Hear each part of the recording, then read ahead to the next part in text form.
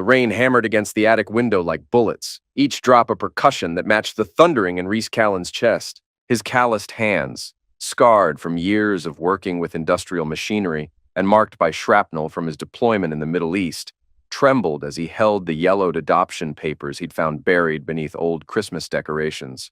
The name stared back at him. Baby girl Callan, born March 15, 2014. Mother, Sarah Michelle Torres, not Elise, not his wife of 12 years. "What the hell?" he whispered, his voice cracking in the dusty silence. For 10 years, Elise had told him their daughter passed away during his second deployment. He'd carried that grief like a stone in his chest, blaming himself for not being there, for choosing duty over family.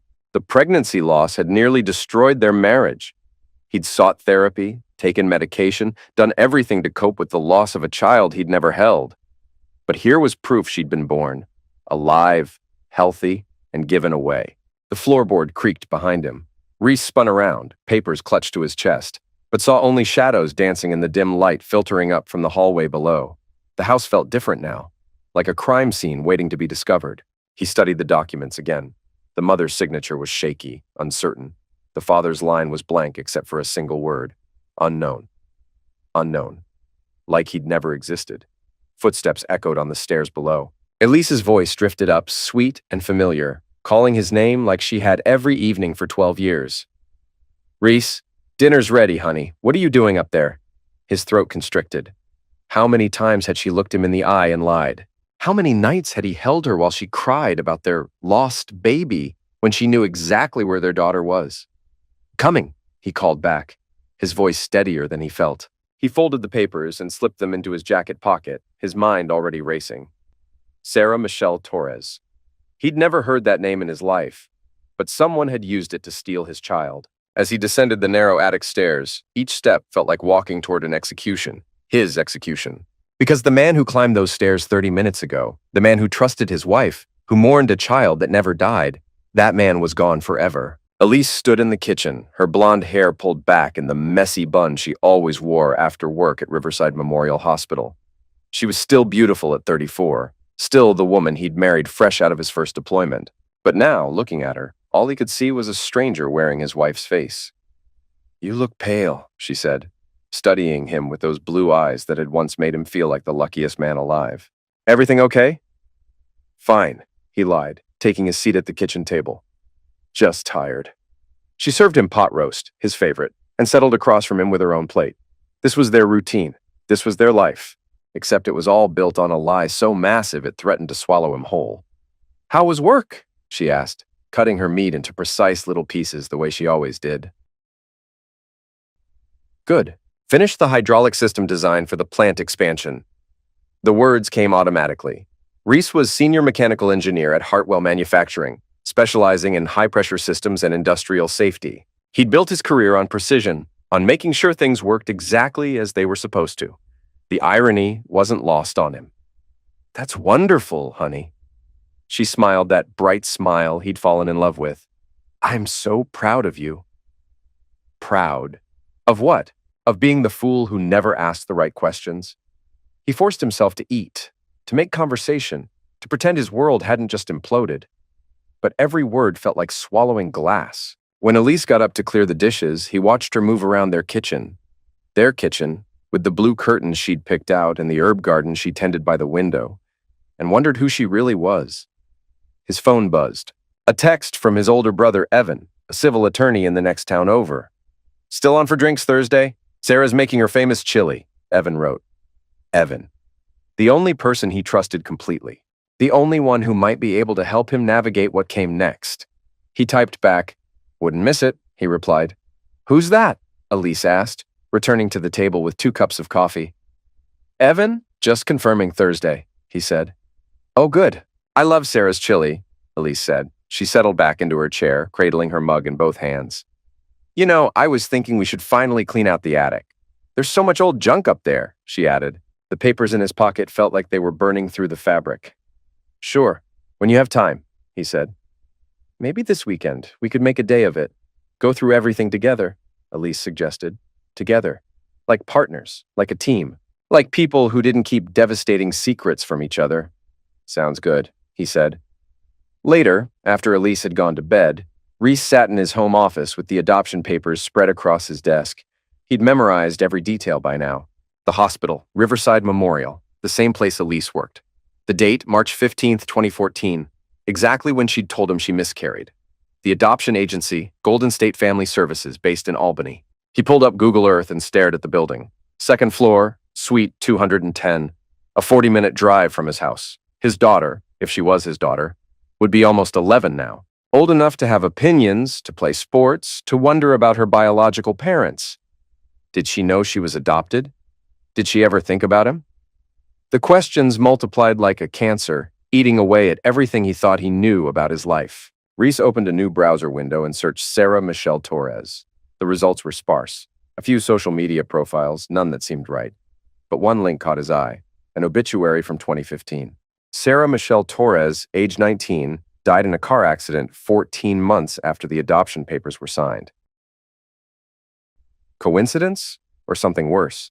He printed everything, organized it in a folder, and locked it in his desk drawer. Tomorrow he'd start asking questions. Tomorrow he'd begin the process of learning who his wife really was. But tonight, he climbed the stairs to their bedroom and slipped under the covers next to a woman who'd spent 10 years lying to his face. She stirred slightly as the mattress dipped, then settled back into sleep. Reese lay in the darkness, listening to her breathe, and wondered if he'd ever truly known her at all. The Hartwell County Recorder's office smelled like old paper and broken dreams. Reese sat across from Martha Hendricks, a woman in her 60s with silver hair and eyes that had seen too many secrets spilled across her desk. "Birth certificates are public record," she said, typing his request into her computer. "But adoption records are sealed. You'd need a court order or—" "I'm the father," Reese interrupted. "At least I think I am." Martha's fingers paused above the keyboard. "Think?" He pulled out a copy of the adoption papers. "My wife told me our daughter died in pregnancy loss. I found these in our attic yesterday," he said. She studied the documents, her expression growing troubled. "Mr. Callan, these papers, something's not right here," she said. "What do you mean?" he asked. "The notary stamp. See this?" She pointed to a small seal in the corner. "This notary's license was revoked in 2013 for falsifying documents. Any papers he stamped after that date are legally invalid," she explained. The room seemed to tilt sideways. "Invalid?" he repeated, stunned. "Fraudulent.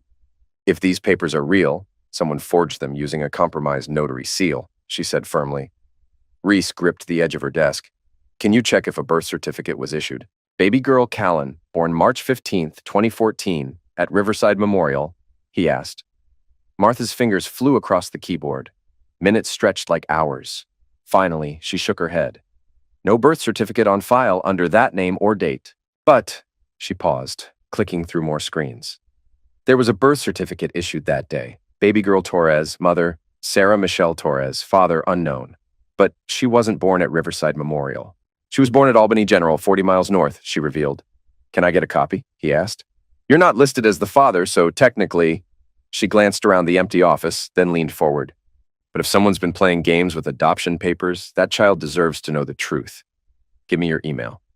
20 minutes later, Reese sat in his truck in the parking lot staring at his phone. The birth certificate was there along with something else Martha had found. Sarah Michelle Torres' passing certificate. She died in a single-car accident on Route 87, 14 months after giving birth. The investigating officer noted she'd been drinking, but toxicology showed only booze, no pills, no indication of self-destruction. Just a teenage mother who'd given away her baby and died alone on a dark highway. His phone rang. Evan's name appeared on the screen. "Hey, little brother. Still coming tonight?" Evan asked. "Actually, I need to see you now. Can you meet me somewhere private?" Reese replied. "What's wrong? You sound—" Evan began. "Not over the phone. Somewhere we can talk," Reese interrupted. An hour later, they sat in Evan's law office, a cramped space above a diner in downtown Millbrook. Evan poured coffee from a machine that had seen better decades and settled behind his desk. A man who looked like Reese but softer around the edges, with kind eyes and careful hands that had never held a weapon or operated heavy machinery. "Jesus Christ," Evan whispered after reading through everything. "Reese, this is huge." "I know," Reese said. "If Elise forged adoption papers, we're talking about fraud, possibly abduction, document falsification," Evan began. "Is it abduction if she's the mother?"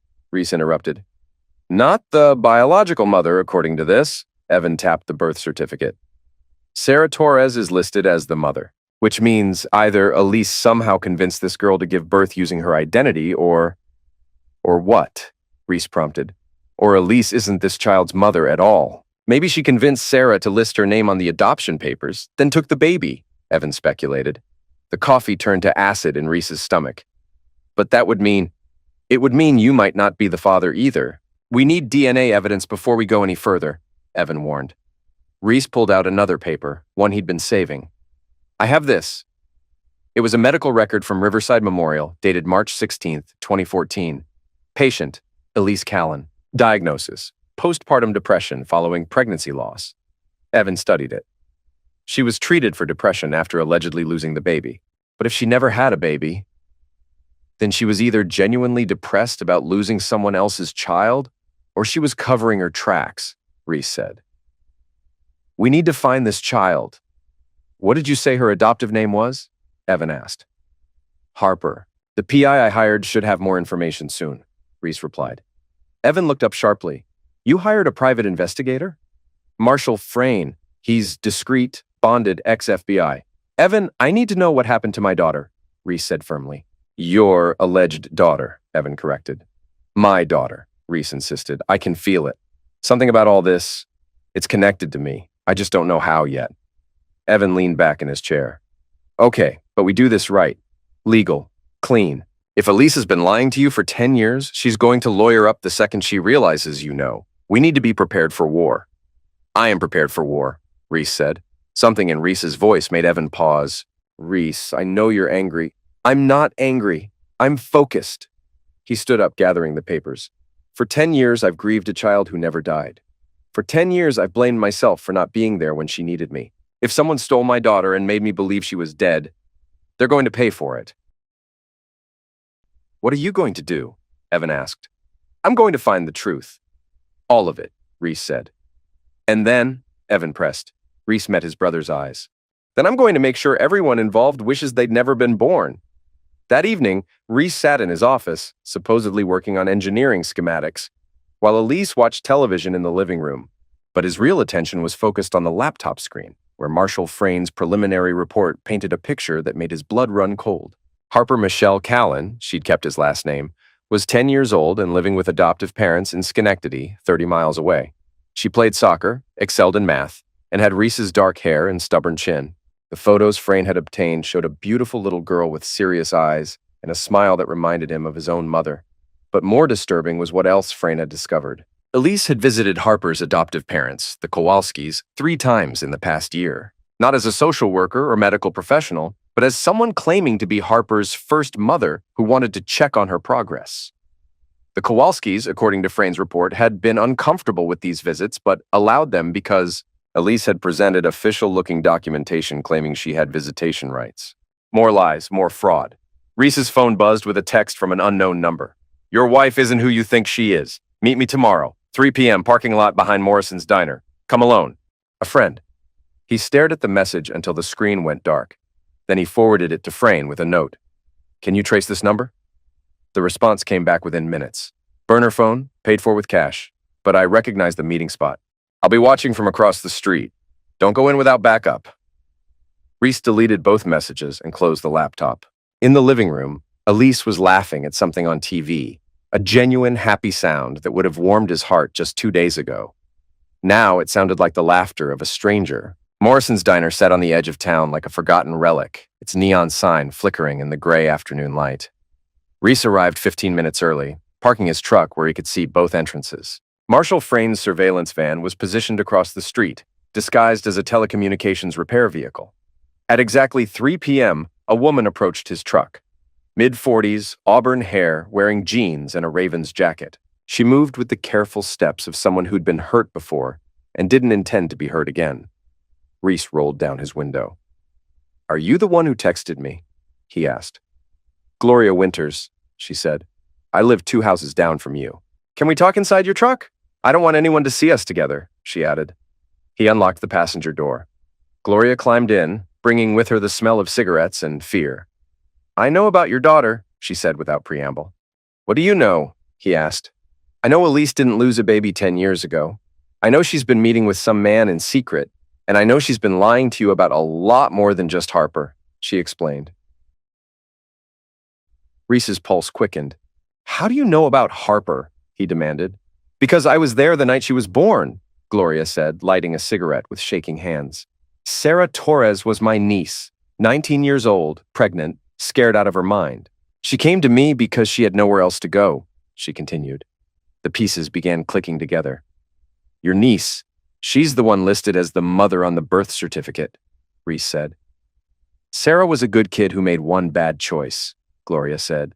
She got pregnant by some married guy who wanted nothing to do with her or the baby.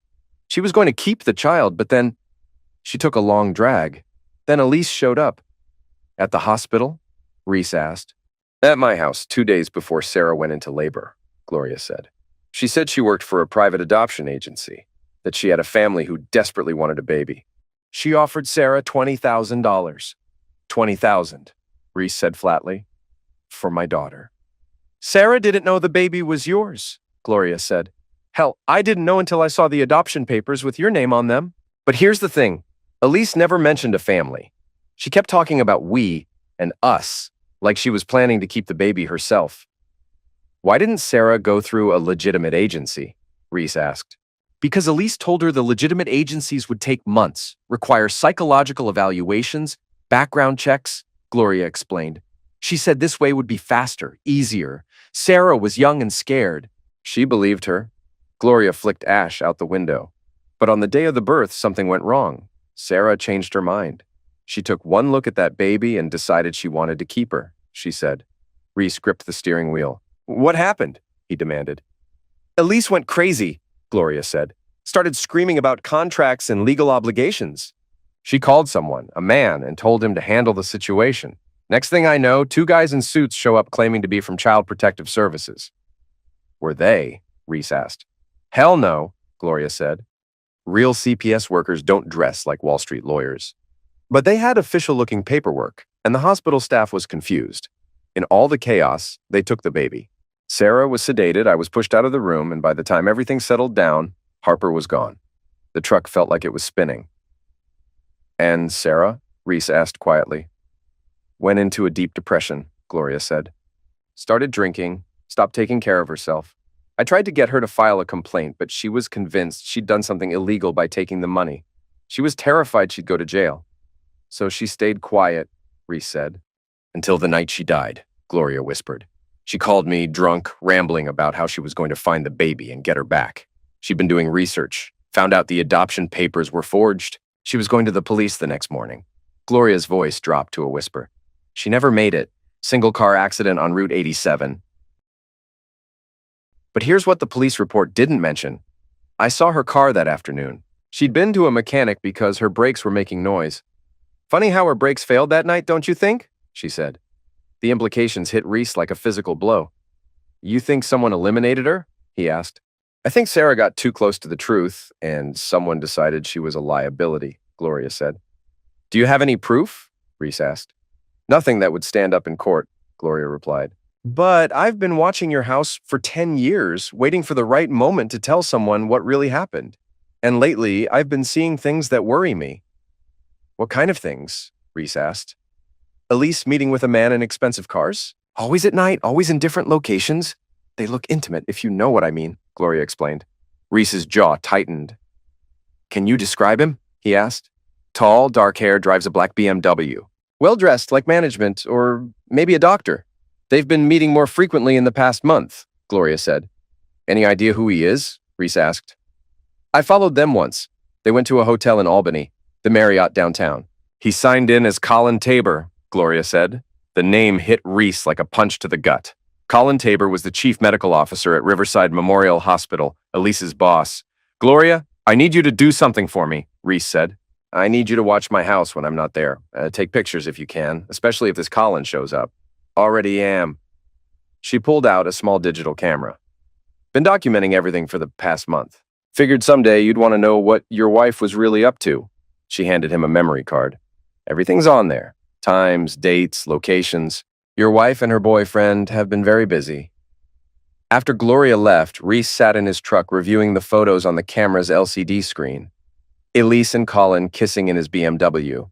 Elise getting into Colin's car at various locations around town. Elise and Colin entering the Marriott together. The betrayal was complete. Not only had Elise stolen his daughter and led him believe she was dead, but she'd been having an affair with her boss for God knew how long. His phone rang. Marshall Frayne. I recorded the entire conversation, Frayne said. That woman's telling the truth about what she saw, but we'd need more evidence to prove homicide. What about the adoption fraud? Reese asked. That's solid. Forged notary seals, falsified documents, impersonation of government officials. The DA could file charges tomorrow if you want to move forward, Frayne replied. Not yet. I want to know everything first. Can you dig deeper into Colin Tabor? Reese said. Already on it. I'll have a full background report by tomorrow morning, Frayne assured him. And the Kowalskis, Harper's adoptive parents? Reese asked. Scheduled to meet with them Friday. They're getting suspicious about Elise's visits, especially since she's been asking strange questions about Harper's medical history and whether she ever asks about her real parents, Frayne explained. Reese closed his eyes. She's planning something, he said. That's my read too. Question is, what? Frayne replied. I'm going to find out, Reese said. That night, Reese lay in bed next to his wife, watching her sleep. She looked peaceful, innocent even. But now he knew the truth. This woman beside him had orchestrated the theft of his daughter, possibly assassinated a 19-year-old girl to cover her tracks, and been cheating on him with her boss. The worst part was how normal she seemed, how easily she'd maintained the lie for 10 years, how she could kiss him goodbye each morning and go to work as if she hadn't destroyed multiple lives to get what she wanted. His phone buzzed with a text, from Elise's number, but she was right there beside him, asleep. He grabbed the phone, confused, then realized the text was from earlier. He'd missed it somehow. The timestamp showed 2:47 a.m. from 3 days ago. Can't stop thinking about you. When can we be together for real? See. Colin had been texting Elise from her own phone, which meant he had access to her device, probably through some kind of shared account or app. Reese screenshot the message and forwarded it to Frayne, then deleted it from Elise's phone. If they were communicating through her device, there might be other messages, other evidence. He slipped out of bed and went to his office, where he opened his laptop and began planning his next move. If Elise thought she could steal his daughter, destroy his life, and run off with her lover, she was about to learn how wrong she could be. Because Reese Callan had spent 8 years in the military learning how to identify targets, plan operations, and execute missions. And now he had a mission that mattered more than any he'd ever undertaken. He was going to get his daughter back, and he was going to make sure everyone who'd hurt her paid the price. The Riverside Memorial Hospital cafeteria buzzed with the usual lunch hour chaos. Nurses grabbing quick salads between shifts, doctors hunched over tablets, visitors looking lost and overwhelmed. Reese sat in a corner booth wearing civilian clothes and a baseball cap, watching Colin Tabor hold court at a table near the windows. Colin was exactly what Gloria had described. Tall, polished, the kind of man who wore authority like an expensive suit. He commanded attention without trying, speaking in the measured tones of someone accustomed to making life-and-end decisions. Marshall Frayne's report lay open on Reese's phone. Colin Tabor, age 42, divorced twice, no children. Medical degree from Johns Hopkins, residency at Mass General, CMO at Riverside for 6 years. Impressive on paper, but the deeper Frayne had dug, the more interesting things became. Colin had been engaged to someone named Elise Murphy in 2008. The engagement ended abruptly when she married a man named Reese Callan instead. Elise Murphy, his wife's maiden name. Colin wasn't just Elise's boss and lover, he was her ex-fiancé, the man she'd left to marry Reese after his first deployment. Which meant their affair wasn't a recent development. It was a rekindling of something that had never really ended. Everything started making sense. The convenient job at Colin's hospital, the insider knowledge of medical records and adoption procedures, the resources to forge documents and manipulate hospital staff. Colin and Elise had been planning this for years. Reese's phone buzzed with a text from a number he didn't recognize. Parking garage, level B2, space 47, come alone. Elise. But she was supposed to be working her shift upstairs, unless she'd spotted him somehow. He made his way to the parking garage, every instinct screaming that this was a trap. But he had to know what she wanted to say. Level B2 was nearly empty, just a few cars scattered among the concrete pillars. Elise stood beside her Honda Civic in Space 47, still wearing scrubs, her face pale in the fluorescent lighting. I know you've been asking questions, she said as he approached. About what? Reese asked. Don't play dumb, Reese. The county recorder's office called to verify your identity yesterday. They said you'd been asking about birth certificates and adoption records, Elise said. He stopped 10 feet away, keeping his distance. And, he asked, and I know you found the papers in the attic. Her voice was steady, but her hands were shaking. I've been waiting 10 years for this conversation, she added. Have you? Reese said. I never wanted to lie to you. But you have to understand, Elise began. Understand what? That you stole my daughter and let me think she was dead? That you've been screwing your ex-fiancé behind my back? That an innocent girl is dead because of your lies? Reese interrupted. Elise's composure cracked. Sarah's passing was an accident, she said. Was it? Because Gloria Winters has some interesting theories about brake failures and convenient timing, Reese shot back. Gloria is a bitter old woman who, Elise started. Who watched you buy her niece's baby and then cover it up when things went wrong? Reese accused. It wasn't like that, Elise's voice echoed off the concrete walls. Sarah wanted to give the baby up. She took the money willingly, she insisted. Until she changed her mind, Reese said. She was 19 and unstable. She would have ruined that child's life, Elise said. So you decided to ruin mine instead? Reese demanded. Elise stepped closer, tears streaming down her face. I was trying to save our marriage. You came back from your second deployment broken, angry, drinking too much. I thought if we had a baby, if we could be a family, she explained. You thought stealing someone else's child would fix us? Reese asked. I thought loving her would fix us. And it did for a while, until you started asking questions I couldn't answer, Elise said. What questions? Reese pressed. About why she looked nothing like either of us. About her medical history. About why I never wanted to talk about the pregnancy or the birth. Elise wiped her eyes with the back of her hand. You're not stupid, Reese. You were going to figure it out eventually, she added. So you decided to get rid of the evidence? Starting with Sarah? Reese accused. I never hurt Sarah. Her end was, Elise began. Convenient. Just like everything else in your perfectly orchestrated lie, Reese cut in. Elise pulled something from her pocket, a folded piece of paper. I know you hired a private investigator. I know you've been talking to Gloria, and I know you found Harper, she said. Her name isn't Harper. It's, Reese started. Her name is whatever her parents decide to call her. She's not your daughter, Reese. She's not mine either. She's a little girl who deserves a stable home with people who can give her everything she needs, Elise said firmly. Like you were giving her everything she needed by stealing her from her birth mother? Reese challenged. Sarah couldn't take care of a baby. She was independent, Reese. Pills, booze, Elise answered. That's not what Gloria told me, Reese replied. Gloria would say anything to make me look bad. She blamed me for Sarah's problems, but the truth is, Sarah was using long before I ever met her, Elise said. Reese studied his wife's face, looking for tells, for the micro-expressions that would reveal her lies. But after 12 years of marriage, she'd become expert at hiding the truth from him. What do you want, Elise? He asked. She held out the paper. I want you to stop digging, stop asking questions, stop trying to contact Harper or her family, she demanded. And if I don't, Reese asked, then I'll tell everyone about your PTSD episodes, about the drinking, about the night you put your fist through the kitchen wall and I had to take you to the emergency room, Elise threatened. The threat hit him like cold water.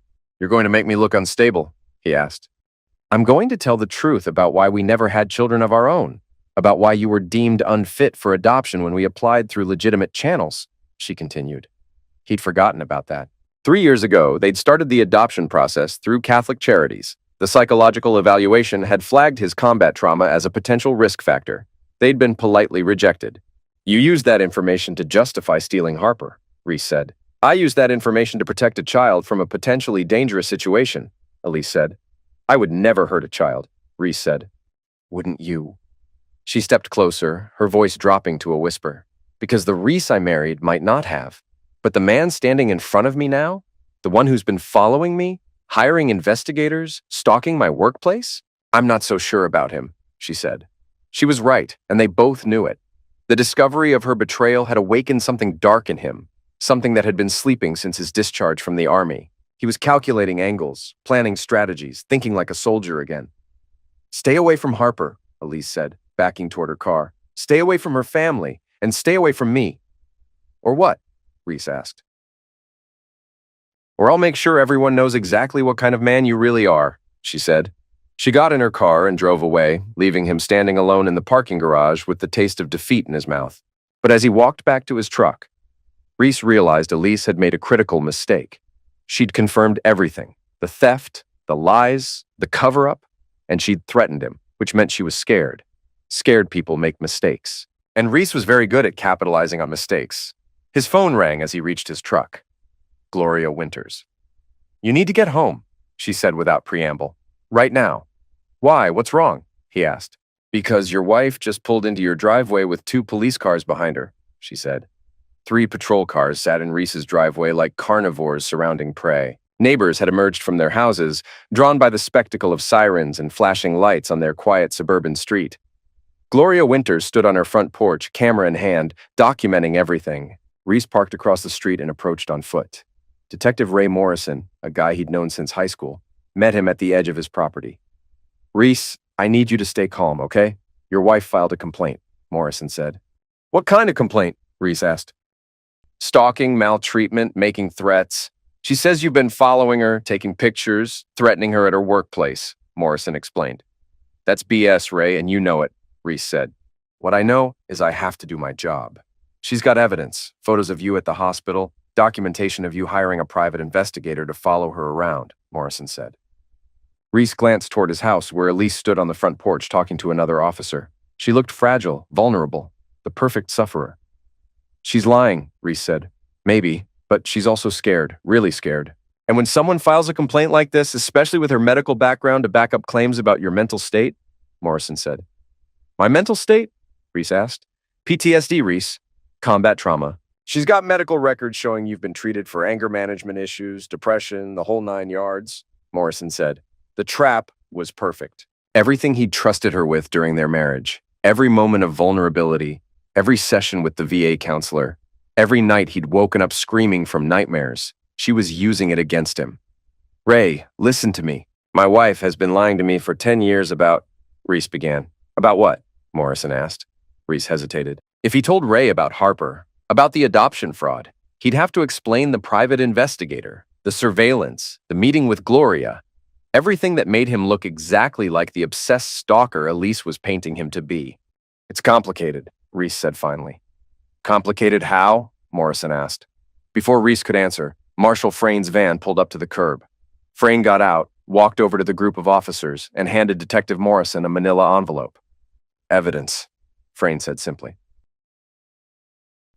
Morrison opened the envelope and pulled out a stack of photographs. His expression changed as he flipped through them. "What is this?" Morrison asked. Frayn looked at Reese, then back at Morrison.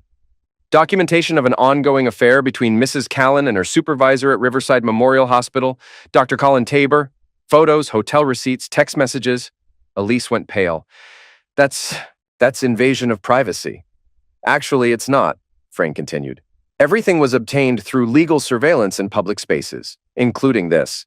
He handed Morrison another document. "Financial records showing Mrs. Callan has been transferring money from joint accounts into a private account she shares with Dr. Tabor. Over $40,000 in the past 6 months." Morrison studied the papers. "This doesn't change the stalking complaint." "No," Frayn agreed, "but it does establish motive for filing false charges. Mrs. Callan isn't a sufferer being stalked by an unstable husband. She's a cheating wife trying to eliminate obstacles to her affair." Morrison looked between Reese and Elise, clearly uncomfortable with the situation spiraling beyond a simple domestic dispute. Frayn said, "There's more. Mrs. Callan has been making unauthorized visits to a minor child, claiming to be the child's biological mother. The adoptive parents are prepared to file maltreatment charges of their own." Elise said, "That's not true," but her voice lacked conviction. Frayn continued, "Harper Kowalski, age 10, lives in Schenectady with adoptive parents who have been documenting Mrs. Callan's increasingly erratic behavior during these visits." Morrison said, "This is getting too complicated for a simple domestic call. Everyone needs to come to the station." Evan Callan's voice cut through the tension. "Detective Morrison, I'm representing my brother in this matter." Morrison said, "Jesus, Evan, This isn't that kind of situation, Evan said. Actually, it is. He pulled out his own folder. Because I have documentation that Mrs. Callan has committed multiple felonies over the past 10 years, including adoption fraud, document forgery, and financial theft. Elise said, You can't prove any of that. The color drained from her face. Evan said, Birth certificate forgery using a revoked notary seal, financial records showing payments to falsify medical documents, witness testimony from the biological mother's family regarding coercion and fraud. His voice was calm, professional. We can prove all of it. Morrison said, Okay, everybody stop talking. This is way above my pay grade. He turned to Elise. Ma'am, are you in immediate physical danger from your husband? Elise said, No, but Morrison asked, Has he made any direct threats against your person? Elise said, He threatened to make me pay for what I'd done. Morrison asked, When did he say this? Elise hesitated, then said, Today, in the hospital parking garage. Morrison asked, Were there witnesses? Elise said, No, but Morrison asked, Security cameras? Elise said, I don't know. Morrison looked at Reese and asked, Did you threaten your wife? Reese said, I told her that everyone involved in stealing my daughter would face consequences, legal consequences. Morrison said, Your daughter? Evan stepped forward and said, Detective, this is a complex case involving adoption fraud and potentially homicide. My brother discovered that his wife forged documents to steal a child and has been lying about it for 10 years. The biological mother died under suspicious circumstances shortly after attempting to reclaim her baby. Morrison said, Homicide. His eyebrows shot up. Evan said, Sarah Michelle Torres, single car accident in 2015. Brake failure on a car that had just been serviced. She died the night before she was supposed to go to police about the fraudulent adoption. Morrison looked around the crowd of neighbors, cameras, and chaos. Morrison said, All right, that's enough. Everyone to the station. Now, we're going to sort this out properly. Colin Tabor's voice carried across the yard. I'm not going anywhere. Elise called me. She's clearly being maltreated by an unstable man with a history of violence. Reese felt something snap inside him. This man, this privileged, arrogant fool who'd helped steal his daughter and destroy his marriage, was going to waltz in and play the hero. Frayne said pleasantly, Dr. Tabor, how nice of you to join us. I have some photos I think you'll find interesting. Colin said, I don't know what you're talking about. His confidence wavered slightly. Frayne said, This is you and Mrs. Callan at the Marriott Hotel last Tuesday. And this is you transferring funds into your joint account. And this, he swiped to another photo, is you meeting with someone who looks remarkably like the men who posed as CPS workers when Harper was taken from her biological mother.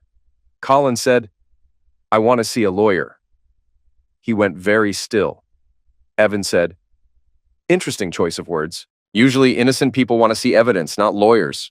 Morrison said, Everybody to the station, right now. This is turning into a full investigation, and I'm not sorting it out on someone's front lawn. As the group moved toward the patrol cars, Gloria Winters approached Reese. Gloria whispered, I got it all. Everything. The threats, the lies, the way she tried to make you look crazy. It's all documented. She patted her camera. Reese said, Gloria, you may have saved my life. Gloria said, Just get your daughter back. That little girl deserves to know who her real father is. The Hartwell County Police Station smelled like coffee and desperation. Reese sat in interview room 2 with Evan, waiting for Detective Morrison to return with whatever decision the DA had made about charges. Through the two-way mirror, he could see Elise in the room across the hall, Colin beside her, both looking like their world was falling apart. Which, Reese reflected, it was. Reese asked Evan, How do you think this plays out? Evan said, Honestly, she's going to try to make a deal, offer up Colin in exchange for reduced charges on the adoption fraud. Reese asked, And Colin? Evan said, He's already lawyered up. Expensive attorney from Albany, probably cost him 50 grand just to show up. He's going to claim he knew nothing about the adoption, that this was all Elise's idea. Reese said, But you don't believe that. Evan said, I think Colin Tabor has been planning this since the day Elise left him to marry you. I think he's the one who identified Sarah Torres as a target, used his medical connections to facilitate the fake adoption, and probably arranged for those fake CPS workers. The door opened. Morrison entered with a woman Reese didn't recognize. Mid-50s, sharp suit, briefcase. Morrison said, This is ADA Patricia Walsh from the District Attorney's Office. She's been reviewing the evidence. Walsh said, Mr. Callan, your situation is complicated. On one hand, your wife has filed stalking and maltreatment charges that have some merit. You did hire a private investigator to follow her. You did confront her at her workplace. Walsh continued, but on the other hand, the evidence suggests her complaints were filed to prevent you from discovering ongoing criminal activity. The question is whether you want to press charges. Reese asked, what kind of charges? Walsh said, adoption fraud, document forgery, financial theft, conspiracy. If we can prove, Dr. Tabor was involved in facilitating the original adoption through fraudulent means, we're looking at RICO charges. Reese asked, RICO? Walsh said, organized criminal activity. If this was a conspiracy to traffic children through falsified adoption documents, that's federal jurisdiction. Reese looked at Evan. Reese asked, what do you think? Evan said, I think you have two choices. You can accept that Harper is with a good family and try to move on with your life, or you can burn everything down to get the truth. Reese asked, and if I burn everything down, Walsh answered, then everyone involved goes to prison. Your wife, Dr. Tabor, anyone who helped facilitate this fraud. But Harper stays with her adoptive family. The court won't remove a child from a stable home just because her adoption was illegally arranged. Reese said, so I'd get justice, but not my daughter. Walsh said, you'd get the truth. Whether that's the same as justice is up to you. Reese thought about Harper, a little girl who'd spent 10 years believing the Kowalskis were her real parents, who had no idea her biological father was alive and searching for her.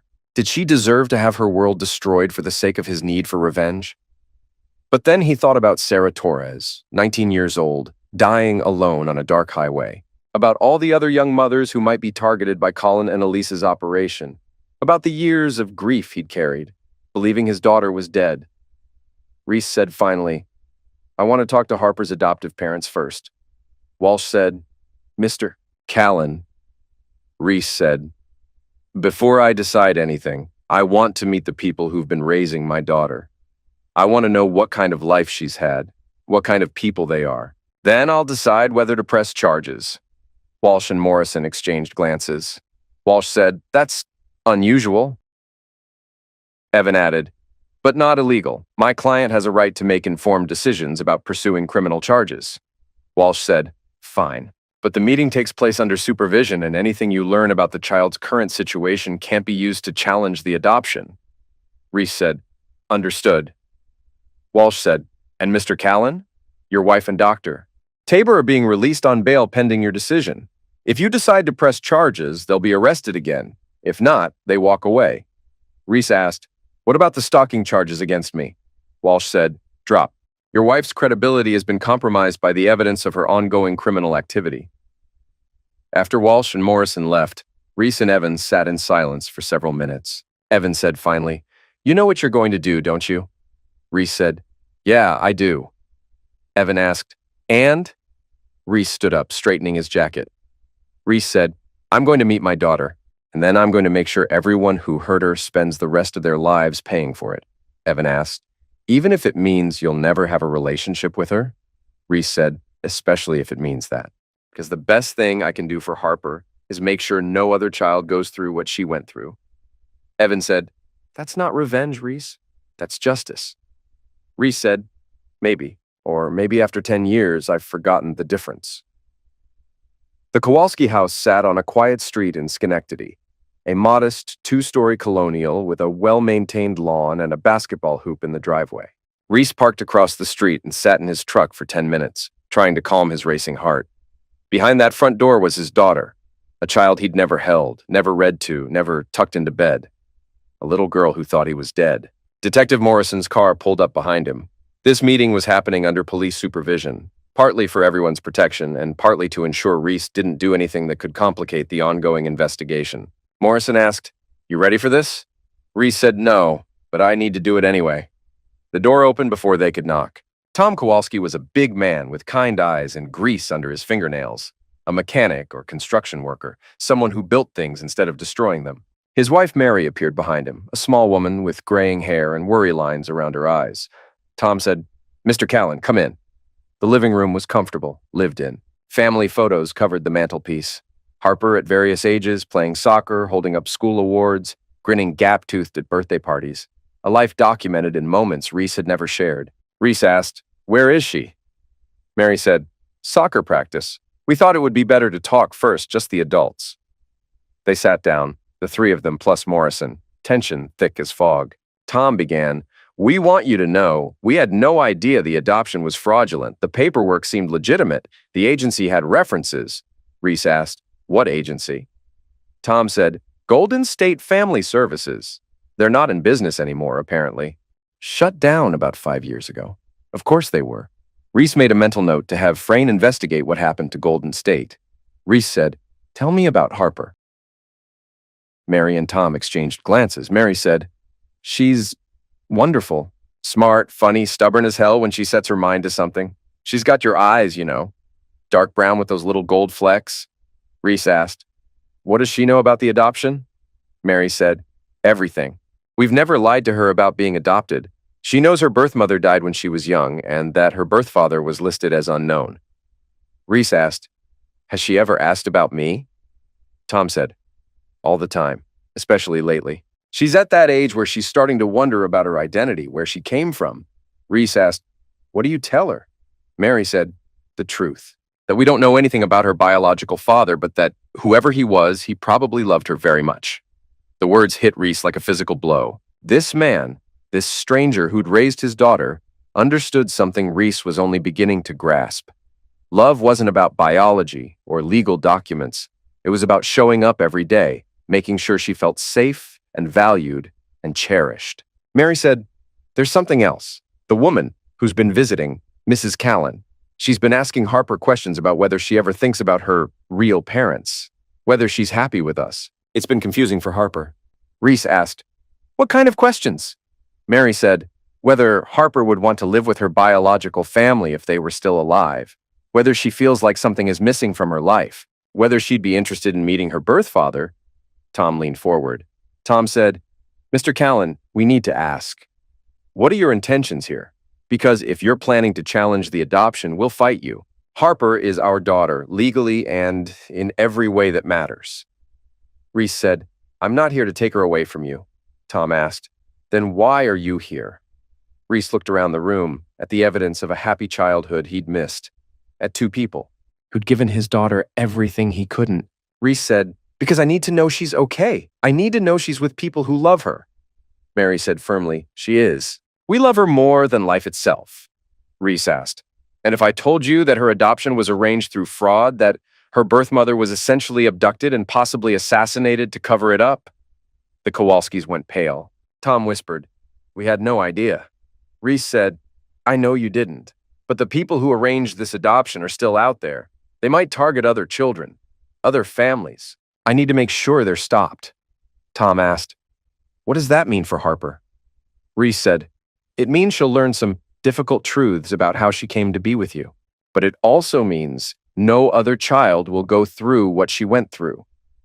Morrison spoke up for the first time. "Mr. and Mrs. Kowalski, if Mr. Callan presses charges, there will be a trial. Harper's name will be in the court records. There might be media attention." "Oh, God," Mary said.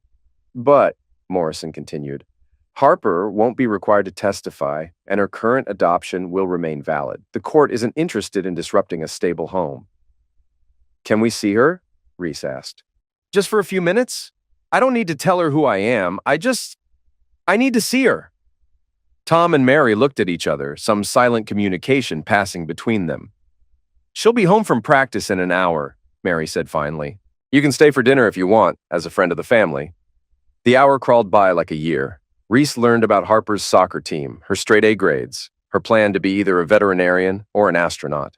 He learned that she loved chocolate chip pancakes and hated Brussels sprouts, that she could solve Rubik's Cubes in under 2 minutes, and had read every Harry Potter book at least 3 times. She sounded perfect. She sounded like the daughter he'd dreamed about during lonely nights in Afghanistan. When the front door opened, Reese's heart stopped. Harper Kowalski was beautiful. Dark hair in a ponytail, grass stains on her soccer uniform, dirt smudged on one cheek. She had his mother's chin and his own stubborn expression, but her smile was pure sunshine. Harper said, "Mom, I'm starving, and Coach says we might make regionals if we keep—" She stopped when she saw Reese. "Oh, hi." Mary said, "Harper, this is Mr. Callan. He's having dinner with us." Harper said, "Cool. I'm Harper." She held out her hand with the confidence of a kid who'd been taught good manners. Reese shook her hand, marveling at how small it was, how much like his own mother's. Reese said, "Nice to meet you, Harper." Harper said, "Are you the guy who's been asking about my adoption? Mom said someone was trying to help us figure out more about my birth parents."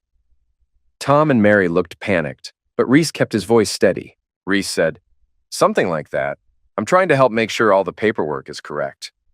Harper said, "That's cool. I've always wondered about them, you know? Like, were they tall or short? Did they like sports? Stuff like that?"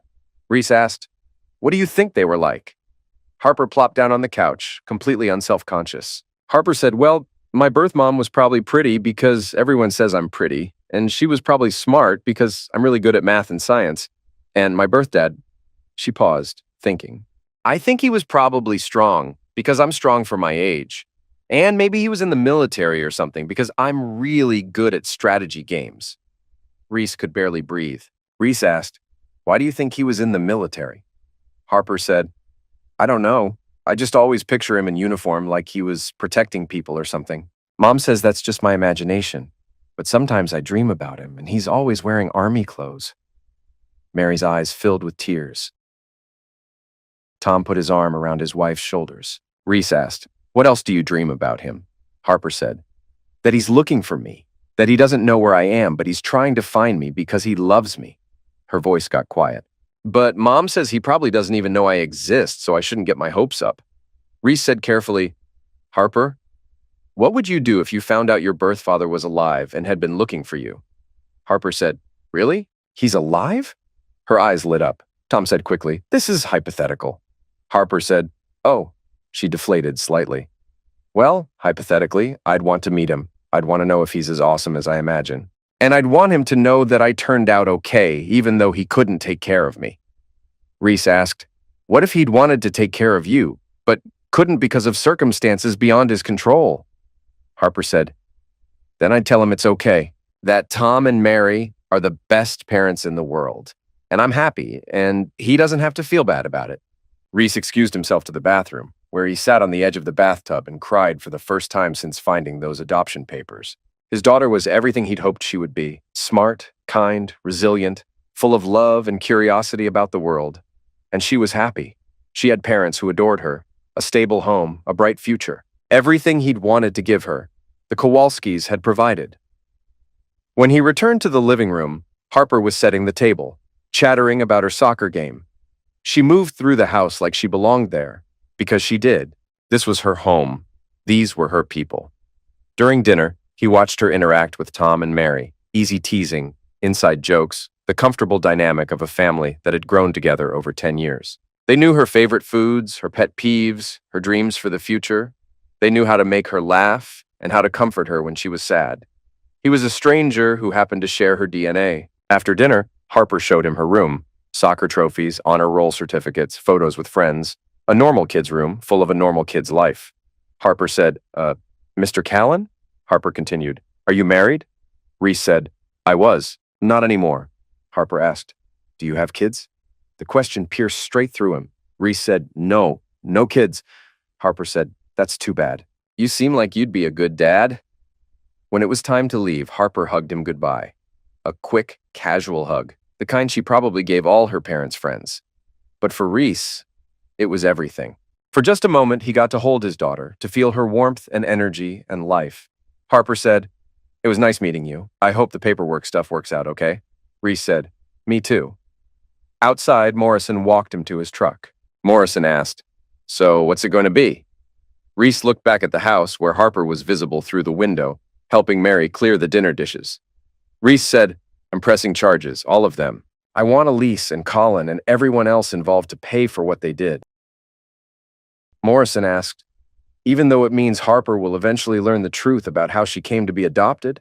Reese said, "Especially because of that. She deserves to know the truth. And more importantly, no other child should go through what she went through." Morrison asked, "What about your relationship with her?" Reese said, What relationship? I'm a stranger to her, Morrison. Tom and Mary are her real parents. They're the ones who earned the right to be called Mom and Dad. Morrison said. But you could petition for visitation rights, maybe build something, Reese said firmly. No, Harper is happy and loved and safe. I'm not going to disrupt that for my own selfish needs. But I am going to make sure the people who stole her from her birth mother and lied to me for 10 years spend the rest of their lives regretting it. Morrison said, that's not going to bring Sarah Torres back. Reese said, no, but it might prevent them from eliminating someone else. As Reese drove home, his phone rang. Evan asked, how did it go? Reese said, she's perfect, Evan, absolutely perfect. And she's exactly where she belongs. Evan asked, and your decision about pressing charges? Reese said, burn it all down. I want every single person involved in this conspiracy behind bars. Evan asked, including Elise? Reese said, especially Elise. She had 10 years to tell me the truth, 10 years to do the right thing. Instead, she let me grieve a child who wasn't dead and made me believe I was crazy for missing her. Evan said, this is going to destroy a lot of lives, Reese. Reese said, good, because they destroyed mine first. The courthouse in Albany buzzed with pretrial activity. News vans lined the street outside. The Baby Harper case had attracted regional media attention, particularly after details emerged about the suspicious passing of Sarah Torres and the involvement of a prominent hospital administrator. Reese sat in the witness waiting room, reviewing his testimony notes one final time. Through the window, he could see protesters with signs, "Justice for Sarah Torres," and "Children are not commodities." The case had touched a nerve with adoption rights advocates and families affected by fraud. Marshal Frayne entered the room. Frayne said, ADA Walsh wants to talk to you before you testify. Reese asked, what about? Frayne said, Elise's attorney is trying to make a last-minute deal. She's offering to testify against Colin in exchange for reduced charges. Reese asked, what kind of deal? Frayne said, plea down to conspiracy charges, serve 3 to 5 years instead of 15 to 20. Reese felt his jaw tighten. Reese asked, and Colin? Frayne said, still claiming he knew nothing about the adoption fraud. Says Elise acted alone, used his position at the hospital without his knowledge. Reese said, that's BS. Frayne said, we know, but proving conspiracy is harder than proving the fraud itself. If Elise flips on him, we can put Colin away for decades. Reese asked, and if she doesn't, Frayne said, then we rely on circumstantial evidence and hope the jury sees through his act.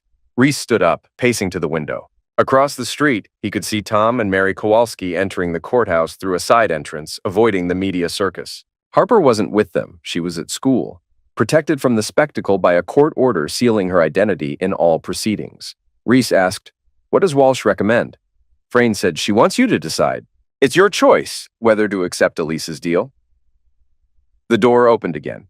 Evan entered, looking grim. Evan said, we have a problem. Colin's attorney is claiming prosecutorial misconduct. They're saying the evidence was obtained through illegal surveillance. Reese asked, how is that possible? Everything Frayne collected was legal. Evan said, they're claiming you used your relationship with Detective Morrison to circumvent normal investigation procedures. That the photos and financial records were obtained without proper warrants? Reese said, that's ridiculous. Morrison wasn't involved in the surveillance. Evan said, doesn't matter. If the judge believes there's even a possibility of misconduct, he could throw out key evidence. Reese felt the familiar sensation of a mission going sideways. Reese asked, how bad? Evan said, if we lose the financial records and the surveillance photos, we're left with adoption fraud charges against Elise only. Colin walks. Reese asked, and Sarah Torres's end? Evan said, still no direct evidence linking Colin to brake tampering. Without the conspiracy evidence, it remains an unsolved accident. The three men stood in silence, the weight of potential failure settling over them like fog. Frayne said quietly, there's one more option. Reese asked, what? Frayne said, I've been investigating Golden State Family Services, the adoption agency that supposedly handled Harper's placement. It was a shell company, dissolved 5 years ago, but I traced the ownership through several corporate layers. Reese asked, and? Frayne said, Colin Tabor was a silent partner. He provided startup funding and served on their board of directors under a pseudonym. Evan's eyes lit up. Evan said, that proves conspiracy. Frayne said, it proves financial connection. But the records are from a corporate database I accessed through unofficial channels. Evan said, you hacked it. Frayne said, I obtained it through sources that might not be admissible in court. Reese looked between his brother and the PI. Reese said, "So, we have evidence that Colin was involved in running a fraudulent adoption agency, but we can't use it legally." Evan said, "Not in criminal court. But we could leak it to the media, let public pressure force a more thorough investigation." Evan said slowly, "Or we could find another way to make Colin face consequences for what he did." Reese asked, "What do you mean?" Evan said, "Medical. License review? Hospital board investigation? Civil lawsuits? Criminal court isn't the only way to destroy someone's life." Before Reese could respond, ADA Walsh entered the room. Walsh said, "We need an answer on Elise's plea deal. Her attorney is waiting." Reese asked, "What happens to Harper if Elise takes the deal?" Walsh said, "Same as if she doesn't. Harper stays with the Kowalskis. Her adoption remains valid. She's protected by sealed records." Reese asked, "And Sarah Torres?" Walsh said, "If Elise testifies that Colin was involved in pressuring Sarah to give up the baby, we might be able to reopen the investigation into her passing." Reese closed his eyes, weighing justice against revenge, legal consequences against personal satisfaction. Reese said, "I'll make the deal on one condition." Walsh asked, "What condition?" Reese said, "Elise has to tell Harper the truth. In person, she has to explain what she did and why she did it." Walsh frowned. Walsh said, "That's unusual and potentially traumatic for the child." Reese said, "Harper deserves to know what happened to her birth mother. She deserves to understand that Sarah Torres didn't abandon her. She was assassinated to prevent her from reclaiming her baby." Walsh said, "We can't prove homicide." Reese said, "Then Elise can explain the suspicious circumstances. She can tell Harper how Sarah died the night before she was supposed to go to the police." Walsh said, "The Kowalskis would never agree to that." Reese said, "Then ask them." 2 hours later, Reese sat in Judge Harrison's chambers with both legal teams, the Kowalskis, and a child psychologist who would supervise any interaction between Elise and Harper. Judge Harrison said, "This is highly irregular. The child's welfare is my primary concern." Tom Kowalski said, "Your Honor, Harper has been asking questions about her birth parents for months. She knows something happened to her birth mother, and she's old enough to understand the truth." Judge Harrison asked, "And you're comfortable with this arrangement?" Mary Kowalski said, "We've talked to Harper about it. She wants to know what happened. She wants to understand why her birth mother couldn't keep her." Judge Harrison asked, "Dr. Reeves?" The judge looked at the child psychologist. Dr. Reeves said, "With proper preparation and support, children Harper's age can process difficult truths better than adults often assume. The key is ensuring she feels safe and loved throughout the process." Judge Harrison studied the plea agreement. Judge Harrison said, "Miss Callan, do you understand that you're agreeing to serve 3 to 5 years in state prison in exchange for your testimony against Dr. Tabor?"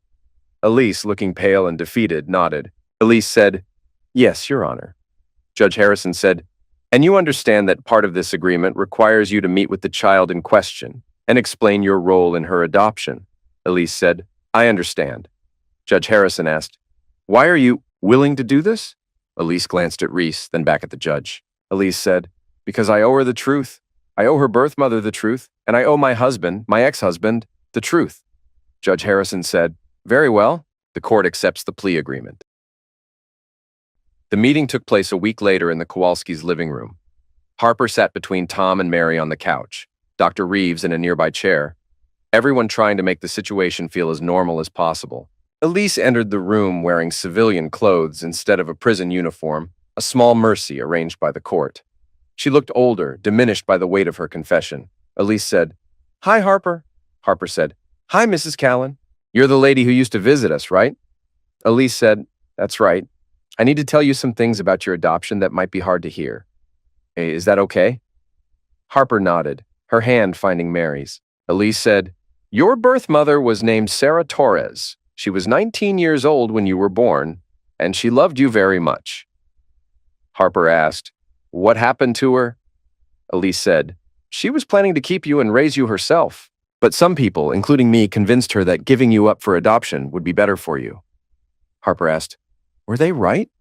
Elise looked at Tom and Mary, at the comfortable home, at Harper's confident posture. Elise said, "Yes, they were right about that." "You've had a wonderful life with your parents." Harper asked, "So why are you sad about it?"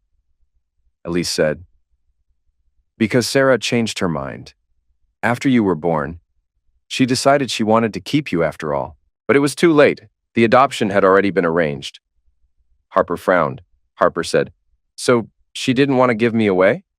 Elise said firmly, "No, sweetheart. She wanted to keep you. She died in a car accident while she was trying to get you back." The room went very quiet. Harper processed this information with the serious expression of a child trying to understand adult complexity. Harper asked, "Was it because of me?" "Did she die because of me?" Elise said firmly. "No. She died because people like me made bad choices. You didn't do anything wrong." "You were just a baby," Harper asked. "What about my birth father?" Elise glanced at Reese, who was watching from the doorway. Elise said, "Your birth father never knew you existed until recently." "He thought you had died before you were born." Harper asked. "He's alive?" Elise said. "He's alive, and he's been looking for you ever since he found out the truth." Harper's eyes widened. Harper asked, "Is he here? Can I meet him?" Elise said, He's been here all along, Harper. Mr. Callan, the man you met last week. He's your birth father." The silence stretched like a held breath. Harper looked from Elise to the doorway where Reese stood, her expression cycling through confusion, realization, and something that might have been joy. Harper asked, "You're my birth dad?" Reese stepped into the room. Reese said, "Yes." Harper asked, "Why didn't you tell me?"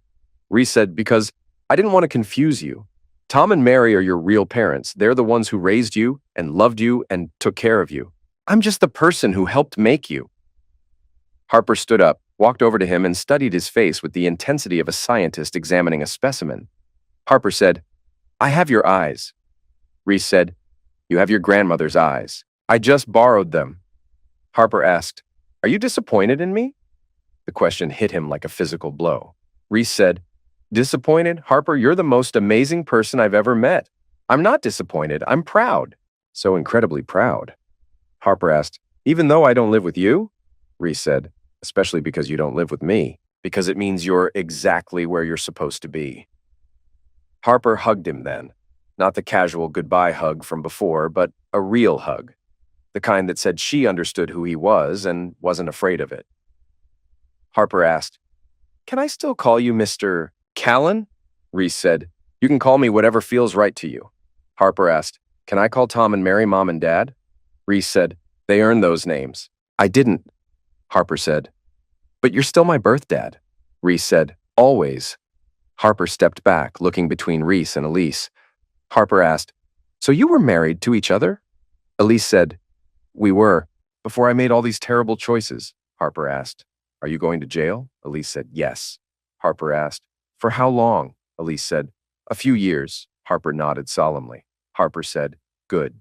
What you did was really bad." Elise said, "I know." Harper said, "But thank you for telling me the truth."